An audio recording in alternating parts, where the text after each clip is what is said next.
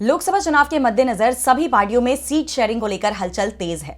NDA गठबंधन अपने सहयोगी दलों के साथ सीट बंटवारे को लेकर फंसा हुआ है, तो वहीं इंडिया गठबंधन ने अधिकांश राज्यों में सीट बंटवारे का फॉर्मूला निकाल लिया है।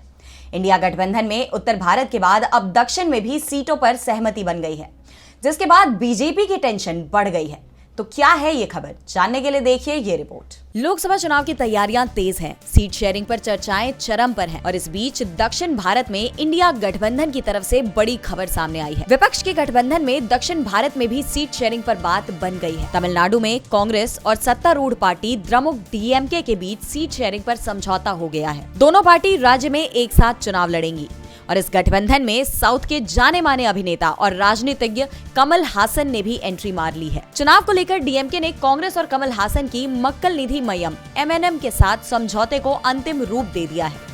बताया जा रहा है कि राज्य की कांग्रेस 8 से 10 लोकसभा सीटों पर चुनाव लड़ सकती है, तो वहीं 2025 के राज्यसभा चुनाव के लिए कमल हासन की पार्टी को भी एक सीट दी जाएगी। गठबंधन में शामिल होने की जानकारी देते हुए कमल हासन ने कहा, मैं चुनाव नहीं लड़ूंगा, मैं देश की खातिर द्रमुक के नेतृत्व वाले गठबंधन में शामिल हुआ हूँ, किसी पद के लिए नहीं। तमिलनाडु में डीएमके की तरफ से सीपीआई और सीपीएम को 2-2 सीटें देने की बात कही गई है। साथ ही इंडियन यूनियन मुस्लिम लीग और केडीएमके को 1-1 और वीसीके को 2 सीटें दी गई हैं। आपको बता दें 2019 के आम और 2021 के राज्य चुनावों में कांग्रेस और डीएमके ने प्रमुख जीत हासिल की थी। ऐसे में कहा जा रहा है कि दोनों पार्टियां 2019 की जीत को 2024 में दोहराने के लिए मजबूती के साथ लगी हुई हैं और दक्षिण में बीजेपी पहले से ही बेहद कमजोर है। ऐसे में इंडिया गठबंधन की इस बढ़ती मजबूती ने उसकी टेंशन बढ़ा दी है। डीबी लाइव की रिपोर्ट।